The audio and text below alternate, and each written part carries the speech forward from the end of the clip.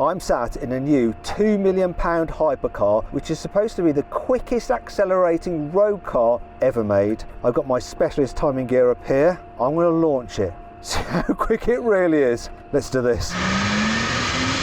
Go!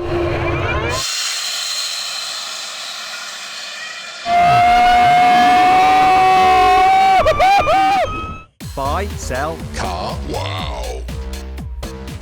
This is the McMurtry Speirling, and this thing has absolutely blown my mind. And I've got Kevin, the chief engineer of this car, to tell us about it. So what is the concept of this car? So this is a 1,000 horsepower, single seat, ultra high performance, track capable road car. And it's electric, isn't it? It's fully electric. And there's something very special about it, which is? Its fan system. The fan system basically allows this car to be not only incredibly quick off a launch and quicker than anything else out there, but also incredibly quick around corners. With the downforce it generates, it will corner as quick as any other race car in the planet. In fact, in the low speed corners is where it really comes alive, because it can generate 2 tons of downforce from 0 miles an hour all the way up to its top speed. Whereas normal race cars, you need to build up speed, and the faster you go, the more downforce it generates. Whereas this is just 2 tons all the time. Already seen it go up the hill at Goodwood, and it broke the record, didn't it? It did. So what time did it do at the hill? It did a 39.08. Tell me about the motors and the power. So you've got 2 electric motors? Got 2 electric motors in the back. They are behind the driver's back, is where they're packaged in here. And can you use them independently for torque vectoring and stuff like that? You can, absolutely, yes. So that'll help cornering and acceleration out of the bends and stuff like that? Yes. The car weighs how much? Less than a ton. Okay, so you've got more than 1 horsepower per kilogram. The quickest accelerating car I've ever driven is the Rimac Navara. That has almost 2,000 horsepower, but it weighs over 2 tons, so it has just less than 1 horsepower per ton. And obviously it doesn't have all the downforce that this thing has. So what's it made out of? It's all carbon fibre. Got a carbon fibre chassis, carbon fibre bodywork. When it comes to an electric car, efficiency is king. The higher the efficiency, the fewer batteries you need to carry around with you, so the less weight. So the overall footprint is similar to a 1960s Grand Prix car. And how many kilowatts are the batteries? It's a 60 kilowatt hour battery pack. Okay, so let's do like geeky consumerist stuff. So how far can you go on a single charge? So on the road, on a WLTP cycle, it'll give you over 300 miles of range. How long can you go flat out for on track with your 60 kilowatt hour battery? So if you turn everything to 100%, if you want to use the full 1,000 horsepower and go at a similar pace to an F1 car, you're not limited by the capacity, you're then limited by temperatures. So everything is going to start getting very hot very quickly. So on qualifying mode, you'll be able to do just over 1 lap. But if you turn the power slightly down and you want to drive, let's say maybe a GT4 pace, you'll comfortably do a 20-minute track session. Wow, okay, and that's on a full charge, and then your battery's done and you have to charge it? And then within 15 minutes you can recharge 80% of the capacity. Really? And go back out on track. So what's the charging rate at DC? It's over 200 kilowatts. Okay, but you need a 200 kilowatt charger at your track day. So let's have a look at the front. Let's start at the front and walk to the back. So what's going on here? So you've got air intakes there. Yeah, so you have these letterbox intakes, so they cool your brakes. And then you've got like big cutouts over the wheels, so I can actually see the front wheels through these holes. Are these releasing the air pressure from? Yeah, pressure builds up in the wheel well and the openings behind the wheels as well. They're there to control that pressure and to reduce the amount of turbulent flow spilling out. What about this part here? This is like sending air towards the back. Is this into the diffuser? Yeah, again, it controls the air that from the wheel well, as well as the air that comes in to cool the brakes, and it just manages it and then sends it towards the back through the tunnel in the back, which is designed to improve the aerodynamic efficiency of the car, and it sends some of the air down to the rear brake ducts to cool the rear brakes and the radiators, which are at the back of the car. And I noticed this effect round here on the door mirrors. This feature is actually quite common in lots of F1 wing mirrors. It's just designed to accelerate the air behind the mirror and reduces the drag. And then you've got this on the top. It's like it's got a mohawk. But this serves a purpose, right? It certainly has a purpose. So we have 2 fins on the car. The main purpose for this door fin here, if you're running without fans and you lose control and the car spins, what this fin does, it breaks up the airflow over the top of the car and it prevents it from lifting off. Now let's move back to the fan, you see, because one of the things about a Formula 1 car, say if you start to spin or something, you lose all your downforce, don't you? Yes. Whereas with this, if you start to spin, like you're going sideways, you've still got your fan sucking into the ground, you still have pushing the tires into the ground. Absolutely. You do not lose any downforce in a yaw or in a spin, or even if you're going backwards, you still have all your downforce. Going backwards with all your downforce. Which means you can just, stamp on the brakes and the car will slow down better than any race car will going backwards. Wow. So can you tell me exactly where the fans are and how they operate? So if we move around the back of the car, we have two fans here. We have one fan on the right, one fan on the left. The reason we have two is a dual redundant system, similar to what you find in aerospace. It means that if there's any issue with either of the fans, the car will maintain its downforce and you won't lose the downforce. You can keep driving, it's still safe. So are you running two fans at once or one at a time? Two fans at once. One is enough to give you the majority of your downforce, so any issue you have doesn't matter. So the fans are in here. Yes. Can we see them? Well, what you can see is the exhaust of the fans, which are back here. Yeah, because I like this. It looks like it's got an exhaust system like an internal combustion engine car, but it's carbon fibre. This is the rear crash structure, so this is what absorbs the energy in the rear crash. That crumples down and absorbs the energy. But above it, you have two exhausts, and these are the fan exhausts. You showed me your flaps, Kevin? Yeah. Right. So the flaps are here, they're part of the redundancy system. So if a fan shuts down, the flap will close down, which means you don't have any backflow of air and you can maintain your low pressure underneath the car. With the fans, it's a bit like an inverse hovercraft. So rather than blowing the air down and hovering, it just sucks itself down and gives you all the grip you could ever wish for. Do you know what? To really understand how the fans work, I think we need to do some experiments. While the McMurtry's fan is primarily designed to give the car maximum performance, you can also use it for some other activities. For instance, it can blow you off.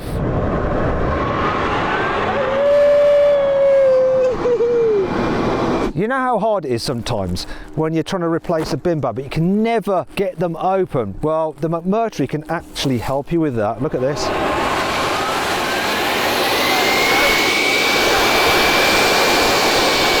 In autumn, you can use it to clean your driveway before and leave. Now let's check out the interior. First thing I've got to do is figure out how to get into it. So there seems to be two doors and they're slightly different sizes. This is the bigger door, so I'm going to go for this one. Press that. Is that the right way to do it? Don't want to break it. All right, let's get... Oh, someone in here. Right, this is Max. Max Chilton is the development driver, Formula F1 driver. So you're the guy that drove it up the hill and did that record time. I was indeed. Welcome to my office. Yeah. It's a small office, but it's very pleasant when you're in here. Loving it. In the seating position, it's like, that's proper race car seating position. Absolutely, I feel at home here. Your knees are sort of just below your chin. Your feet are a long way out, but quite high up. You're in the slanted back position, but great visibility. It basically feels like a fighter jet on the ground. So you're saying I need to experience it for myself, so can I have a little sit in it? Of course, yeah. Looks quite snug, and I'm not sure I'm going to be able to bend my body to get in there, but let's see how we go. I think you'll be absolutely fine. I've got quite a lot of like clothes on because it's cold today. Place your bum on here. This is just going to be so embarrassing. And then swing your legs round and into the bottom of the seat. And then slip your way down, basically. Actually, you slide into it quite easy. It's actually oh my not God, too bad. that was surprising. And even though it's snug in there, you've got plenty of room, so you can move your elbows around. You feel quite at home. Obviously, these have got the LMP1 headrest in for safety, so that does make you feel quite closed in. But the road car, you wouldn't need that. What the heck is this? So that's it's a safety pad, which is designed for. They have them in Formula 1, also Le Mans standards. So when you have a big side impact, your helmet has some cushioning. But the road car, you'll be able to disconnect that and leave it at home. So you just remove that. Yeah, because it seems a little bit intense, but I suppose you've got one on the other side. Yeah. It's on that door, isn't it? Exactly that. It is quite comfy, and I thought the view would be awful, but it's actually pretty good. Yeah. And do you know what? Actually, the position, I have a bit of a bad back, right? This is like a good position to be in if you've got a bad back. Well, it's got lumbar support, so the seat's got a bit of a wave in it, and it really helps your back. And it's snug, but it's been designed to have some really nice, beautiful features. Can we get the steering wheel on so I can have a little go? Yeah. So it's just a click, connect. There we go. Right, okay. So it's pretty high tech. It's on. I've got loads of information. Oh my gosh. We'll de-sensify that for you so it's a bit easier. You've got this little simple beginner version. So the basics are the battery power dial is here. That will turn the battery from completely off to on. Then over here you have your ignition. You have P1 and P2. We're in P1 now, so the car's got power, but it's not technically ready to drive until you're in P2. You've also got a volume dial down here for when you're talking to your team. If you want on a track day, talk to the team. Not for your stereo. Not for your stereo, but it probably will linked into the stereo on the road car version. And then down here you've got a brake balance, so that just moves your brake balance forward or rearwards depending on what you're locking. But from my experience in this car, the braking is on par with a Formula 1 car, and it actually in ways performs better at certain corners. But no ABS on this particular version? Not on this track version, but the next road car track version will have ABS, yeah. The steering wheel itself, it's like That's our third spacecraft. version steering wheel, which is brand new last week, and I absolutely love it. It's got great visibility for the dash, gives you all the information you need. You've got an up paddle which puts it in drive on the right, and then the down paddle on the left either puts it back to neutral, and if you click it again, we'll go into reverse. You've got a ride switch here, which is the active suspension. Okay. That's if you want to come to a sleeping policeman on the road, we'll drive through McDonald's on the way back from the track day. You can lift the car up, get over the speed bumps, and then you can lower the car back down. So that's just how much ride height you want, basically. You know what I want to do with this next, right? We'll do a Big Mac. Yeah, let's go for the drive-through. So we've got ride, we've got TC, which I assume is traction control. Traction control, you know what that does. Yep. Now this is the holy grail. This The is fan. the one which you will only ever experience in the McMurtry Speirling. Oh, there you go. Oh, that's exciting. Yes. So that is basically currently set at 0, so the fans are not turning at all. You've got multiple different functions, all the way from 0 RPM up to 23,000 RPM. That then creates a huge amount of downforce, a huge amount of noise, and it will sound like a jet fighter on the ground. So you could have that set at about 400 horsepower all the way up to 1,000 horsepower. And bringing it back to like normal track cars or like taking the fan away, there's an addition that you fitted to this car or had fitted. When I first saw it like 2 years ago, it didn't have a wing on the back, but now it's got a wing. What's that all about when you got the fan? Yeah, absolutely. That was my doing. Basically, I joined McMurtry at the end of last year, and we did quite a lot of testing without the fans. And I just felt like the car needed some more stability at the rear without the fans, and it just made it more of a driver's car. It made the balance of the car really enjoyable. And then when we turned the fans on, it just overall increased our performance, changed the direction, and actually I think it increased the look of it. Yeah, it works, doesn't it? So it's an all-round gain. The last dial you've got there is EPAS, which is electric pad steering. This car creates so much load through the tyre, it can be a huge amount of force going through the steering wheel. So when you're on a track day, if you want full power and full fans, it's quite nice to have some pad steering. So that's all that is, and you can control how much levelling degrees of that you want. It's actually more useful at slower speeds. As you said earlier, I raced in Formula 1. I've been fortunate enough to know what a Formula 1 car's like through slow speed meets big corners. This car is quicker, and it's just the amount of force that's going through the car onto the road at slow speed corners makes the steering unbelievably heavy. So that's where the EPAS is really needed, is the slow speed corners like Silverstone through the hairpin. And we basically wanted to create a car which people with very little driving experience could go out and experience Formula 1 speeds, and there's no better way of doing that with a fan car. So that's the thing with Formula 1 car that everyone says who's like a normal kind of car enthusiast who's got the opportunity to drive one, is that to really feel the downforce, you have to have the actual speed. It takes a while for you to build up the confidence to be able to really engage and feel the benefit of the aero on a Formula 1 car. With this, you just got it straight away from the get-go. Yeah. You don't need big balls to be able to get it. You just turn that dial and your balls get bigger. Yeah. Do you know what I want to do? Can I just try it with it shut? Of course.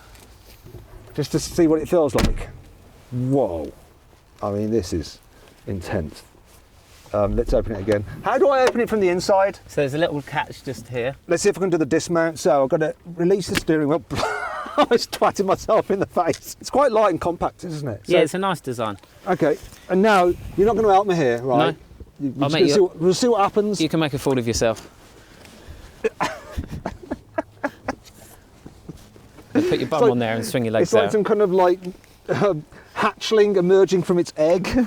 Right. Do you know what? This height is just perfect. I actually styled that out. Yeah, it's a good place to sit.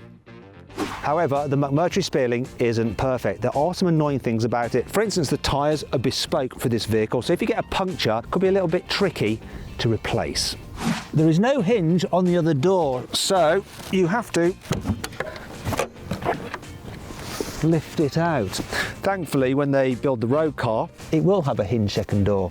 What they won't be adding to the cabin though is any interior storage, so no cup holders, no door bins, nowhere to put your phone nor your drink. Unlike other electric powered hypercars, which are all four-wheel drive and therefore have motors on both axles, because this is rear drive only, you only get regen braking on the rear axle, whereas ideally you want most of the regen braking to take place on the front axle. Because of the fat windscreen pillars, you can't actually see the door mirrors from the normal seating position, so they're going to have to move the door mirrors back here for the production version. Well, it's good that this car has a reversing camera. Unfortunately, there's no little cleaning system for it, and it does tend to get covered in dust from the air exiting those vents. That means that you're going to occasionally have to pop out and get your little cloth and give it a wipe so you can see where you're reversing. Kind of spoils the point really, doesn't it? However, it's not all bad. Here's 5 cool things about the McMurtry Speirling. One of the reasons petrol heads don't like electric cars is because there's no noise, there's no drama. Well, there is with this McMurtry, because you can actually rev up the fan when you're stationary. Check this out.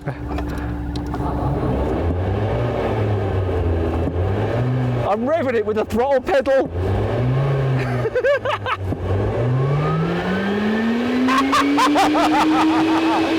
Just like ski goggles, the windscreen of the track version of the McMurtry Speirling has an iridium tint to reduce glare from the sun. Because the fan can produce 2 tons of downforce and the car weighs less than 1 ton, you could effectively park it upside down. When you look from above, you can see that the McMurtry company logo is the shape of a peregrine falcon, which is actually the fastest animal in the world. According to Wikipedia, it can do 242.3 miles an hour in a dive. Oh. Because the McMurtry is just 1.5 metres wide, you can actually fit it in parking spaces that other cars wouldn't manage to get into. Look at this! Look! Plenty of room either side. It's quick and practical. Before I drive this thing, let me tell you about the chassis. So it's a full carbon fibre monocoque and it's built to Le Mans LMP1 standards, so you've got full crash protection. Now the wheelbase, this is interesting, is just 2 metres long. Just did a Monty Python style funny walk there. Now the reason I'm pointing that out is because that's the same as the width of a modern Formula 1 car. Now suspension, you've got multi-link, fully independent, both at the back and at the front. Also it's got active suspension to cope with all that crazy downforce. Then there's the wheels, they're 19 inches in diameter and lightweight magnesium. You've got carbon ceramic brakes and centre locking nuts that are made out of titanium. They cost £1,000 a piece, which means that you've got £4,000 worth of nuts. Anyway, I'm delaying the inevitable because I'm a bit frightened. Let's drive it. I've got my specialist timing gear up here. I'm going to launch it. See how quick it really is. Let's do this.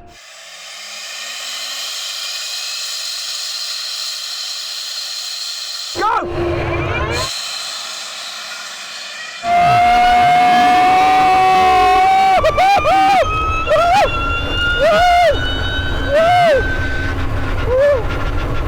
Okay, so that was just insane. Off the line, it was like being catapulted. And he got up to speed. I don't know what the speed was, but then he like just seemed to stop accelerating. It's like it's got a limiter on it. But it got to that limited speed so quickly.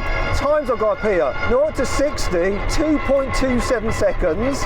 0 to 100, 4.31 seconds. And the standing quarter mile, 9.34 seconds. Really, really quick, like off the line. Oh my God, it was nuts. But it like seemed to top out before I'd done the quarter mile. What's going on? Yeah, so you've got good sensations, so that's absolutely what it was designed to do. So this is the official Goodwood car. We haven't changed it since it left Goodwood, and we geared it to do 150. So what that would have done is you've got to 150 ridiculously quickly, and then it's just sat on the limiter. Yeah, one thing I was thinking though, I mean, it was rapid off the line. I can't believe for a rear-wheel drive car, just the traction it got off the line was nuts. 0 to 60, really good, 2.27, but I have been quicker in a Rimac Navara. Now we've given you like around 600 horsepower. We'll give you the full beans. We'll give you so that wasn't full power? Absolutely not. You sneaky This thing's miles faster than you've ever driven anything before, so we'll give you a full 1,000 horsepower now.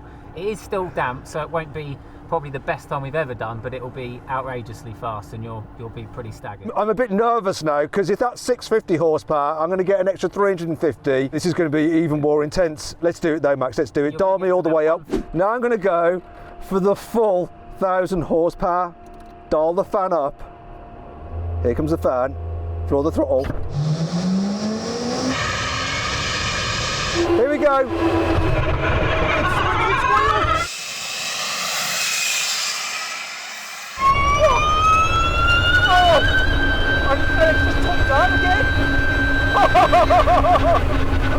Okay, so that's really interesting. Damp track, had some wheel spin, 0 to 60, 2.09, slightly slower than that Rimac, standing quarter mile, 8.64, but it had actually like hit its limiter halfway through the run. If I didn't have that wheel spin, you notice that step up in performance when you go to the 1,000 horsepower. Wow, that is insane.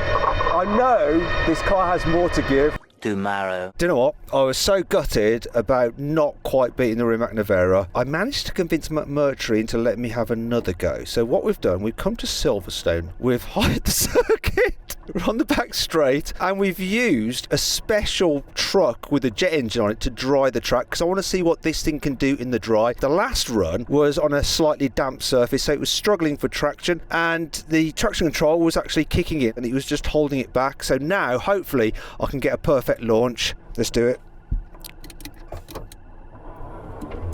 Here we go. It's full fan, let's go. Whoa!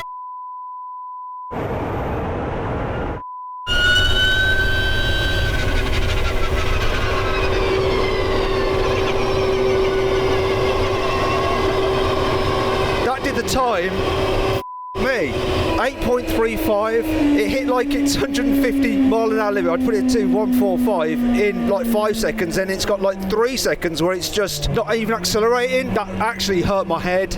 That was a different level to before. I actually don't think I did that properly either. I think I might have come out the throttle and started braking too soon. I think I might have done that because it's just rearranged my brain too much. I need to do another run. I don't know what I'm doing now. I'm just like freaked out. I don't know how to get into reverse or anything. It's just messed with me. I'm just a mess. I've never accelerated like that in my life. I can't get into reverse. Oh, it's this way. Go in reverse! Don't know what I'm doing. I've lost it. Can someone come and help me? I need help. I don't know if I would even want to do that again. It's uncomfortable.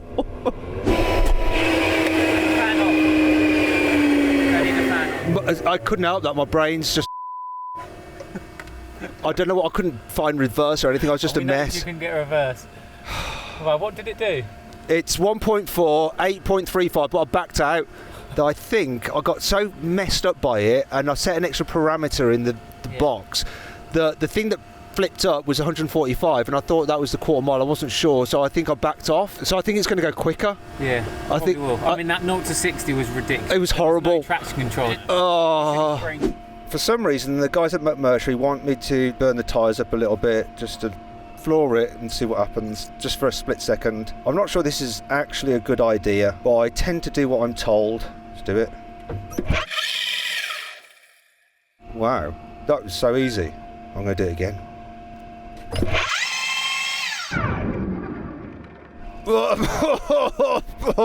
Right, you're good to go, okay? Okay. The tyres are now bone dry hotter, it will make them quicker. Okay. So fan, remember, full throttle, full brake, wait for it to spool up. What you did was perfect last time. Just remember when you get to the end, turn the fan off. Yeah, okay, I'll try and remember. I bet I'll forget. I'll forget. I'm not sure if I want to do it again, it's too insane. Let's do it.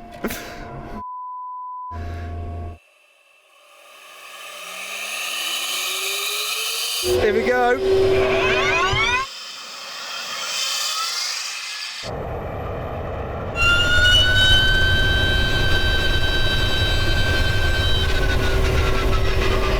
I cocked it up last time. 7.97! Fan off, fan off.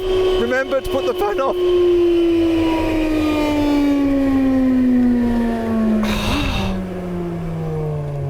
7.97, a sub 8.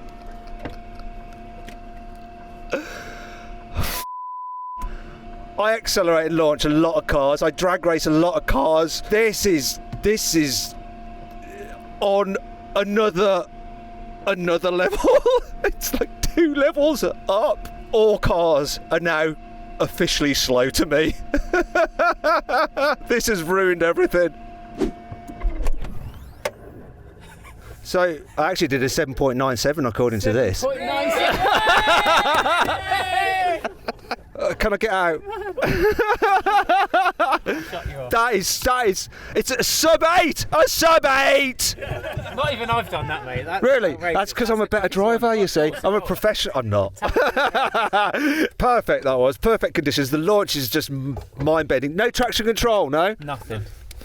You didn't have any on the first one, but then we got your tyres nice and warm with your burnouts. Well, I didn't back out this time. I backed out the last time. That was the problem. Oh, wow. I've got to try and get out now, and I'm absolutely broken.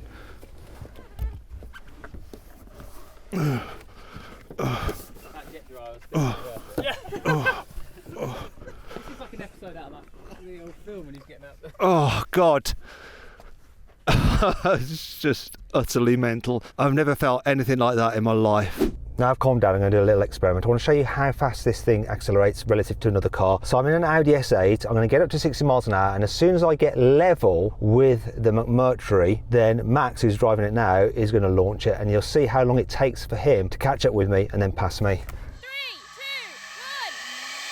2, 1. Right, I'm at 60. Here we go, here he comes.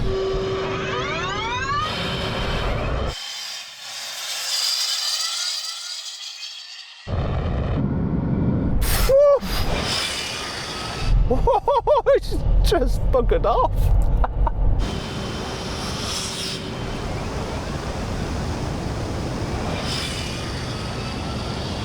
That car is absolutely insane.